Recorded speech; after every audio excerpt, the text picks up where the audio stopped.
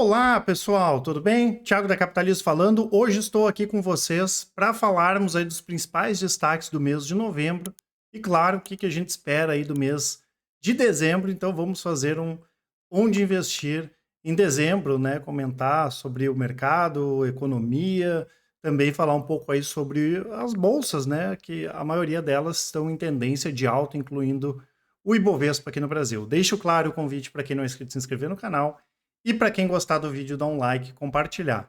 Lembrando, né, pessoal, que todo último dia útil de cada mês, nós passamos um relatório chamado Guia de Oportunidades para os Clientes da Capitalismo. A gente faz uma live também, então foi no último dia 30, onde a gente fala basicamente das recomendações de longo prazo, de economia, de microeconomia sobre as empresas, né? E eu vou fazer um resuminho, né, de como funciona essa dinâmica, né? Então, quem tem, por exemplo, uma carteira de longo prazo da Capitalizo, né, de dividendos, precisa 10 minutos por mês lá parar para olhar o relatório, ver se teve alguma alteração ou não, e principalmente para ver onde vai colocar o valor dos dividendos, tá? Então, apesar do título, né, pessoal, não é para a gente ficar alterando carteira todo mês, isso não faz sentido, né?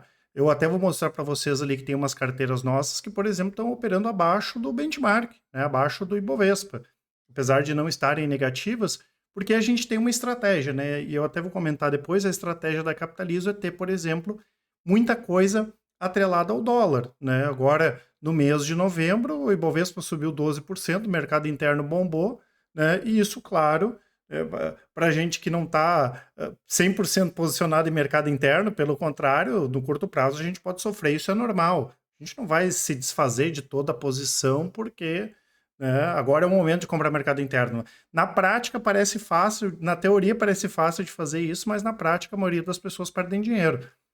O que a gente precisa, pessoal, é ter uma forma estrutural de investir, né? E por isso que os nossos resultados históricos são tão bons.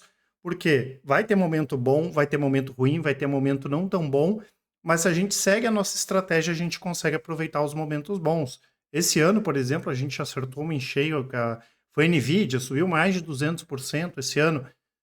Por que a gente ganhou dinheiro com a Nvidia? Porque a gente já estava comprado em Nvidia.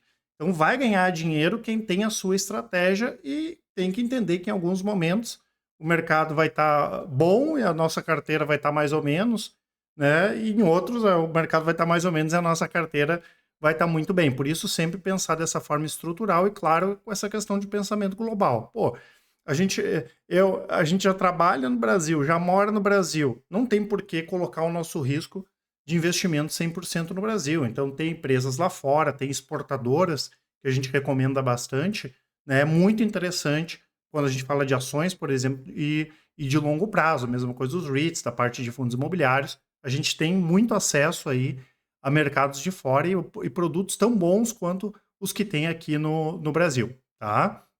É claro, respeitar o perfil, né, pessoal? E entender que renda variável tem volatilidade, né? E mesmo renda fixa, como os títulos pré-IPCA+, também tem volatilidade. Mas, no geral, tá tudo bem, né, pessoal? Tá tudo tranquilo, né? A situação hoje, não só no Brasil, mas no mundo, é melhor do que há um ano, né? Isso acaba sendo bom, principalmente para investimentos de renda variável, né? Que é o que a gente entende que deva continuar acontecendo. Então, vamos falar um pouco sobre economia, renda fixa, fundos imobiliários, curto prazo, longo prazo e também aí de diversificação de carteira. Só antes de continuar, eu quero deixar dois presentes para vocês aqui. O nosso guia de dividendos, né? Ali explica como faz para montar uma boa carteira de dividendos, quanto é possível ganhar de dividendos e ainda tem recomendações de ações que não podem faltar numa boa carteira de dividendos, tá? E também o nosso cupom aqui, o Black Cap, a gente prorrogou a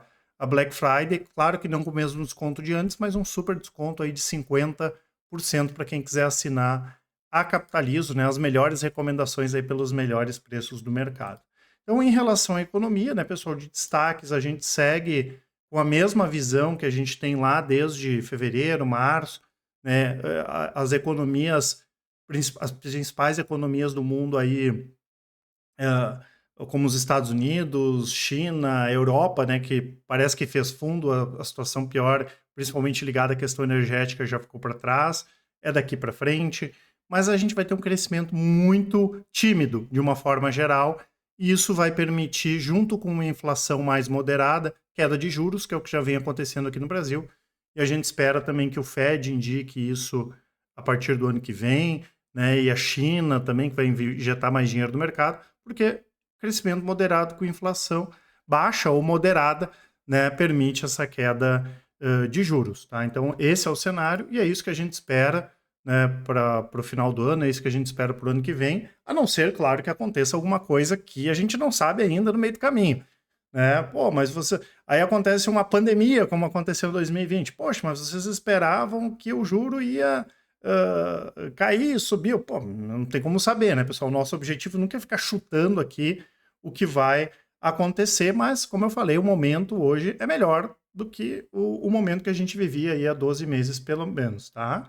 Aqui nós temos como foi o mercado em novembro, né? Temos aqui o Ibovespa, né, subiu 12,54, então basicamente o Ibovespa subiu em novembro para compensar o ano inteiro, no ano sobe quase 16%, o IDIV 10,7%, os Small Caps 12,4%, o S&P em reais subiu 6,7% apesar da queda do dólar, então tem esse componente também, as bolsas lá fora subindo, tanto que o S&P em reais está subindo 11,49%, mesmo com a queda de quase 7% do dólar, as ações lá fora compensaram essa queda. Né? O IFIX também está subindo bem esse ano, 10,7%. O Bitcoin voltou aí essa semana a operar acima dos 41 mil dólares, o que não acontecia desde abril do ano passado. Claro que esse cenário de juros baixos é bom, né? Principalmente nos Estados Unidos, a possibilidade dos juros caírem. O CDI aqui está rendendo bem também, 12%, e o ouro está com uma queda aqui de 4%. Quando a gente olha aqui para os indicadores de curto prazo, né, o Ibovespa, dólar, S&P, eu já comentei algumas vezes, muita gente nos pergunta sobre essa questão do dólar. A gente, desde 2017, tem a mesma visão do dólar. A gente não quer chutar para onde o dólar vai, porque isso é passar vergonha, ninguém sabe o que vai acontecer. Mas principalmente para a gente que recomenda muito ativo fora do Brasil e muito exportadora, quando a gente fala de ações, um dólar aí na casa de 4,30, 4,50, para a gente é um dólar excelente, né? Hoje está aí 4,80, 4,90, perto de R$ 5. Então, para a gente está excelente a esses patamares, né? Sendo que só o que a gente acumulou de gordura nos últimos anos aí já foi uma coisa absurda, tá? Então, quando a gente olha em termos gráficos, aqui para quem nos acompanha já viu aqui esses estudos que a gente faz, nós temos aqui o IVVB, que poderia ser o S&P em reais, né? Fez fundo aqui, ele está num canal de alta, está no meio desse movimento tendência de alta, né? Mesmo que não tão bem desenhada assim, mas tendência de alta de médio e curto prazo. O dólar, em compensação, sem tendência, né? Se a gente olhar a cotação do dólar hoje, é a mesma cotação lá de 2020. É claro que a tendência principal aqui é baixista, mas quando a gente olha médio e curto prazo, hoje está sem tendência o dólar, está ali, né, bem no meio ali dos 5,20 e dos 4,70 nessa banda, né? E o Ibovespa, tendência de alta, né? A gente já comentou a respeito disso, tem tudo para pegar os 130 mil pontos. Por outro lado, quanto mais próximo ele chega aqui dessa região, né, ele tem a chance de lateralizar, dar uma caída, que seria normal, até porque a gente está com 1, 2, 3, 4, 5, 6 semanas seguidas aí de alta, então seria normal uma queda, mas não dá para falar em tendência de baixa, né, até porque claramente aqui no curto prazo e no médio prazo, né, nos últimos meses, a tendência do Ibovespa é claramente aqui uma tendência de alta. Esses gráficos aqui são todos gráficos semanais, tá? Temos aqui alguns destaques do último mês de ações, né?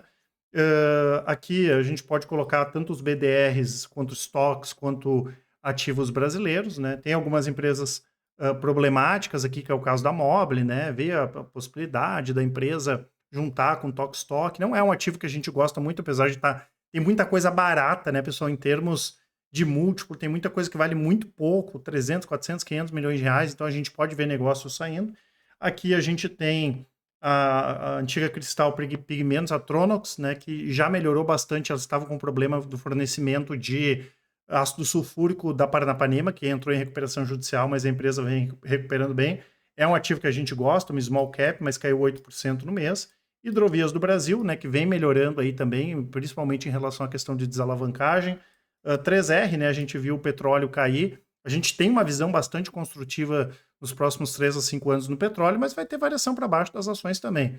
Isso faz parte, né? Sendo que eu já comentei algumas vezes, né? Dentre as petroleiras menores, né, as júniors, a gente prefere a PetroRio. Claro que nem é tão júnior assim, mas prefere PetroRio do que PetroRecôncavo, Enalta e principalmente em relação a PetroRecôncavo e 3R.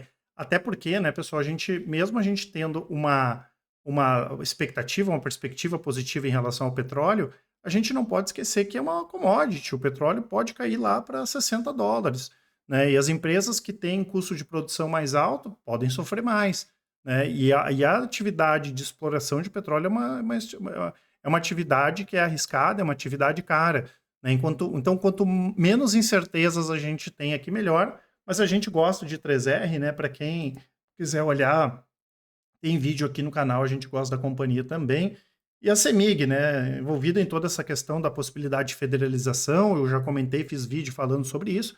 A gente acha difícil, né? É tão complexo quanto privatizar, porque precisa Assembleia, precisa Câmara dos Deputados, Tribunal de Contas do Estado, Tribunal de Contas da União, né? Enfim, a gente entende que tem muita chance disso aqui não sair, mas claro, né? A partir do momento que o Zema confirmou, o Pacheco lá, o senador confirmou, que estão em tratativas, né? Qualquer possibilidade nesse momento de privatização, né? Fica parada, tá?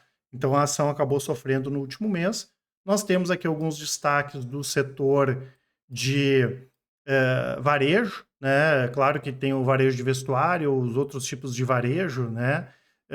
Aqui a gente coloca duas do varejo de vestuário, a gente poderia colocar até o grupo SBF aqui, que é Centauro também, mas poderia ser vestuário esportivo, né? C&A, que foi realmente a empresa que divulgou os melhores resultados, né? Ou os menos piores resultados, né? Como diz o outro. A Renner, que é uma empresa fantástica, mas que vem sofrendo nos últimos anos. E claro, a gente tem essa questão, possibilidade de taxação de compras abaixo de $550. Eu já comentei também sobre isso, eu não estou dizendo que é bom ou ruim, até porque aqui não é lugar para a gente discutir isso, né? Mas sim, isso pode acabar ajudando essas empresas, né? E mesmo com essas altas aqui, são ativos que estão muito atrasados, né? C&A, eu já comentei algumas vezes que não é a nossa preferida, a gente prefere Renner, mas chegou num patamar de preço assim que não fazia sentido, operando 20%, 15% do valor patrimonial, né? A gente sabe que acontece essas coisas na bolsa, né? E o grupo SBF aqui, com os resultados muito fortes da parte da Nike, que é a Fisia, né? Muito forte, né? O Centauro mesmo, não vieram os resultados tão bons, mas lá da parte da Nike forte. Marfrig, né? Que em pouco tempo resolveu a questão da desalavancagem com a venda de ativos para Minerva, anunciou uma recompra de mais de 9,5% das ações, está no momento bom. Natura também vendeu a The Body Shop, vendeu a Aesop, né? A gente já comentou que a gente gosta de Natura, mas a questão da compra da Avon foi trágica aqui para a Natura, mas é uma empresa boa, não tem dificuldade em receita, né? Mas os custos, o aumento de inflação, de juros, penalizou bastante a Natura, mas já deu uma recuperadinha aqui no último mês, subiu 30%. E no ano, né, pessoal, aqui a gente tem ativos que a gente já comentou várias vezes também que são problemáticos, como o caso da Sequoia, né? A gente já falou que é difícil esse tipo de empresa, mesmo crescendo, conseguir aumentar a margem, né? E o aumento de juros e inflação aqui foi mortal para os resultados da empresa, né? Inclusive, a gente viu, eu fiz um vídeo lá, a gente viu as notas dos auditores, né? Possibilidade de debênture vencendo, tem uma situação financeira que não é nada boa, assim como o Casas Bahia, né? Assim como o Oi também. A Qualicorp já não é o mesmo caso, né? A gente só não gosta muito do segmento de venda desses planos. Obviamente a empresa é especialista nisso, né? A gente tinha até uma expectativa que Redditor fosse fechar a capital, fosse comprar tudo, eles acabaram fazendo isso com Sul América. E a CBA a gente acha barata, sim, claro que o momento do alumínio não é bom, né? Mas a gente entende também que o pior já ficou para trás. Não em termos de cotação, porque isso é mais difícil, né? Não tem como a gente saber, mas aparentemente a empresa, né, por mais restrições que a gente tem em relação ao alumínio, em relação a outros materiais, né, como minério, como ferro cromo, tá muito barato, né? É um ativo que tá barato. E aqui os destaques de alta do ano, né? A C&A, que apareceu ali no mês, Tenda, que vinha divulgando resultados fracos, mas já recuperou bem aí nos últimos trimestres. A Nvidia, que eu comentei lá, muito forte o resultado, uma coisa absurda, margem de 50%, tá? A empresa aqui, uma coisa fantástica. Essa parte de inteligência artificial, né, tá trazendo resultado, não é trazer só oba-oba, né? Ah, não, isso é uma bolha. Não, a empresa está divulgando resultados muito fortes. Outra empresa que a gente gosta que é a Meta, né, que é dona do Facebook, dona do WhatsApp, do Instagram, que também tinha caído, isso ajudou nessa recuperação, é que a Valid também, né? É uma empresa que a gente acompanha desde 2019 e que finalmente está divulgando bons resultados, uma alta de 136% esse ano.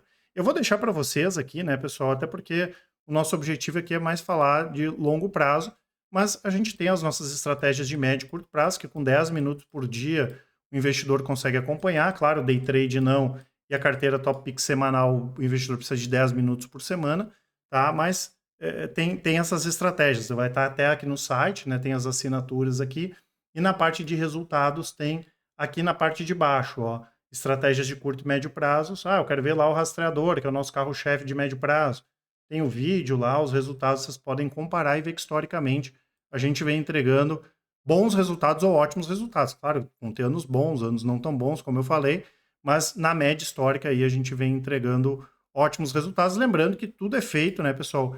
Menos os de day trade ali eu faço em conta real. Inclusive, eu tenho uma grana boa da minha família no rastreador, para o investidor conseguir ver na prática, né, que as coisas elas funcionam, tá? A gente faz sempre questão de deixar isso claro, tá?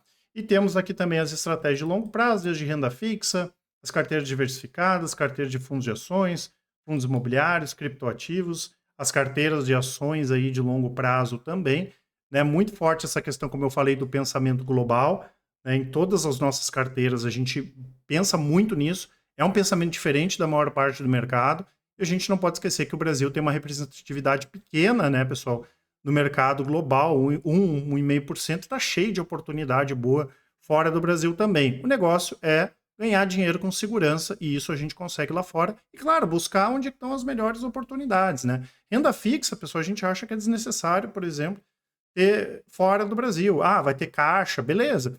Mas as melhores alternativas de renda fixa estão aqui. Commodities, tem muita coisa boa aqui. Tecnologia, eu vou comprar, encher de empresa brasileira, ações, né? Vou comprar lá fora. Então é importante a gente conseguir ver isso, e hoje é muito simples, abrir conta numa corretora lá fora ou mesmo comprar BDRs aqui, tá? Lembrando que essas carteiras de longo prazo, com 10 minutos por mês, o investidor consegue acompanhar, e não é de giro. A gente não vai ficar trocando lá todos os meses as carteiras, e também tem tudo aqui em conta real, tá? Então vocês podem acompanhar também lá na parte de resultados, né? Só que aqui em cima, ó, a gente tem a carteira dividendos, micro e small caps, Thiago Prux, top crescimento, a carteira internacional, FIIs e REITs, fundos de ações, as diversificadas, renda fixa, criptoativos, né?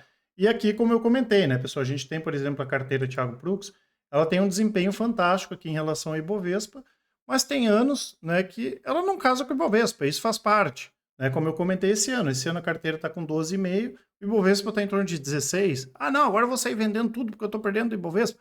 Isso faz parte, né, pessoal? Até porque foi uma carteira que não deu negativo ainda, né? Então, assim, só do caso de não dar tragédia, a gente pô, tá legal, né? E aí, a partir daí, a gente começa a ficar preocupado em ganhar dinheiro, e por isso que a gente tem esses resultados bastante diferenciados. Ou seja, a gente está muito bem posicionados aí para essa questão de juro baixo, ou se o juro voltar a subir, para esses ciclos de commodity que a gente espera que a gente vai ter no longo prazo, né, para a questão de tecnologia, para a questão do segmento metal mecânico, tem muita coisa barata, principalmente aqui no Brasil, né, para quem já viu aqui os nossos vídeos, a gente já falou de Randon, de Marco Polo, a gente tem empresas como Suzano, Irani, Klabin, né, Kepler, tem muita coisa boa pensando no longo prazo, e principalmente com preços bons no curto prazo, e as empresas da Bolsa são diferenciadas, né, pessoal? Mesmo com a economia real. Ah, não, mas a economia real não está tão bem assim. Eu comentei a respeito disso, né? Mas essas empresas conseguem crescer bem acima da economia, né? Isso é o mais importante, tá? Então, basicamente é isso, né? Que a gente está das carteiras de longo prazo, a gente não fez muitas alterações. Agora, no mês de dezembro, a gente fez alguns ajustes, né, que a gente faz normalmente aí uma vez por ano, mas a maior parte, né, 90% das carteiras se mantém, porque a gente está bem calçado, bem preparado aí para o que vier em 2024 e nos próximos anos, tá? Temos aqui também a parte de fundos imobiliários, né? Lembrando, tá, pessoal, que tem também os vídeos ali, os gráficos de cada estratégia. No caso aqui, se pegar a nossa carteira de dividendos, a gente coloca o yield, né? Aqui no caso é o yield on cost, né? Então, esse ano, por exemplo, a carteira está dando 20% de retorno em relação ao início da carteira. A gente coloca o yield das ações, coloca tudo isso no nosso sistema também. E tem aqui a carteira de fundos imobiliários, tá? A carteira de fundos imobiliários e REITs também, que está bem acima do IFIX. Esse ano a gente está um pouquinho acima do IFIX, mas o histórico 128 contra 44% do IFIX. Também não fizemos grandes alterações, né, nas carteiras, só ajustes pontuais, tá? E tem muita coisa barata, né? Shopping tá barato, tem coisas de recebíveis baratas. Claro que a gente tem que prestar atenção, principalmente em recebíveis, né, pessoal? A gente já comentou muito a respeito disso. Se a gente olhar aqui no ano, né, TORD, HCTR, são todos FIIs problemáticos quando a gente fala dessa questão de recebíveis. E vai dar problema em recebíveis, né? Não tem como não dar, né? Por isso que a gente tem que conhecer bem o fundo, porque muita gente comprou só aquele retorno que estava muito bom, que estava bombando o retorno, né, por mês e esqueceu do risco. A gente tem que olhar o retorno, mas tem que sempre olhar o risco também. Tá? Então são FIIs aí que a gente está de fora, né, nem acompanha aqui porque são muito arriscados. E aqui os destaques de alta aqui do ano, né? O CAFOF, que é fundo de fundos, tem fundo de fundo muito barato, operando bem abaixo do patrimonial. O BRCO, que é um que a gente gosta, a gente acompanha desde o início do fundo. O HGBS, que talvez seja o mais tradicional aí de shoppings, outro de shopping HCML. E o Kinea Renda, né? Que é outro fundo aí bastante tradicional, com alta de 22% esse ano. E aqui no mês, né, os destaques de alta, o BRCR, né, que é um fundo problemático, mas que também é barato. O HGRE, né, que é da Credit Suisse, lembrando que a Credit Suisse foi vendida à gestora de fundos imobiliários, o Pátria comprou. Eu vou fazer um vídeo essa semana falando a respeito disso. O JSR também, que é um fundo tradicional do Safra, MGFF, Mogno, que é fundo de fundo. E o Renda Urbana aqui do Credit Suisse também entre os destaques de alta. São fundos aí que a gente gosta. Não estou falando em recomendação, mas a gente recomenda alguns deles e gosta, né? E aqui os destaques de baixa, muita gente nos perguntando principalmente em relação ao Iridium. Obviamente foram cometidos erros pelo gestor, né? Agora foi o que eu falei, CRI dá problema, né? E como ele tem uma característica um pouco mais arrojada, vamos dizer assim, é normal dar um pouco mais de problema do que outros fundos de CRIs, mas a gente entende que o mercado exagerou também, né? A gente conhece o gestor, conhece o fundo, né? E pode ser uma boa oportunidade aí para quem está acompanhando, né? E lembrando que sempre trabalhar com diversificação, né? A pessoa não é para colocar 40% num fundo só, a gente gosta sempre de comentar a respeito disso, porque a gente consegue entregar bons resultados também, porque a gente pensa nessa questão aí de diversificação. Temos aqui também as nossas carteiras diversificadas, eu tenho só um exemplo aqui da carteira moderada, foi beneficiada aí com a parte de criptoativos, né? Vem sendo beneficiada, a gente tem criptos com percentual pequeno, mas para a gente é importante para poder dar uma turbinada aí nos resultados. Claro que a gente controla essa questão da quantidade também, e muito IPCA, né, pessoal? Inflação, o pré-fixado é bom também, mas se o juro volta a subir, eu posso deixar de ganhar muito dinheiro com pré-fixado, então a gente tem uma restrição em relação à quantidade. Agora a inflação está muito bom, né? Se a gente olhar, por exemplo, aqui os títulos do Tesouro, que são os grandes balizadores do mercado, tem título pagando IPCA mais 5, IPCA mais 5,7, tem título pré aqui pagando 10%, perto de 11%, e aqui tem a rentabilidade, né, a marcação a mercado, porque o juro futuro está caindo, então esses títulos eles podem pagar menos juro, por exemplo, IPCA mais 5, se a inflação cai, ele pode pagar menos juro, mas a marcação ao mercado dele é positiva, então ele acaba valendo mais. A gente olha esse ano aqui, tem pré-fixado que está 21% de alta esse ano. Se a gente olhar os IPCA, aqui tem IPCA, um vencimento mais longo, aqui está com 15% de alta esse ano. E é muito bom o momento do IPCA, porque se a inflação voltar a subir, IPCA mais 5, IPCA mais 5,5 é uma ótima taxa. A gente não está falando de IPCA mais 2, né? está falando de IPCA mais 5, e tem muita coisa sem imposto de renda, tem títulos ainda pagando de 0,7 a 1% ao mês aí livre de imposto de renda, tá? Então tá um ótimo momento para esses títulos atrelados aí à inflação. Tá certo, pessoal?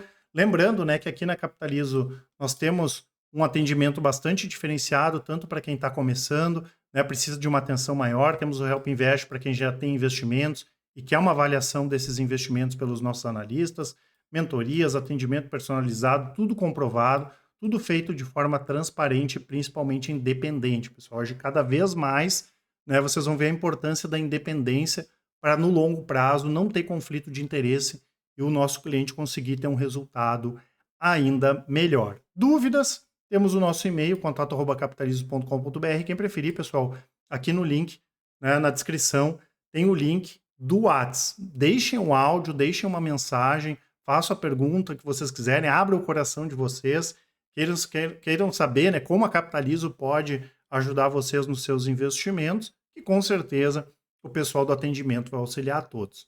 Um grande abraço e ótimos investimentos. Até mais.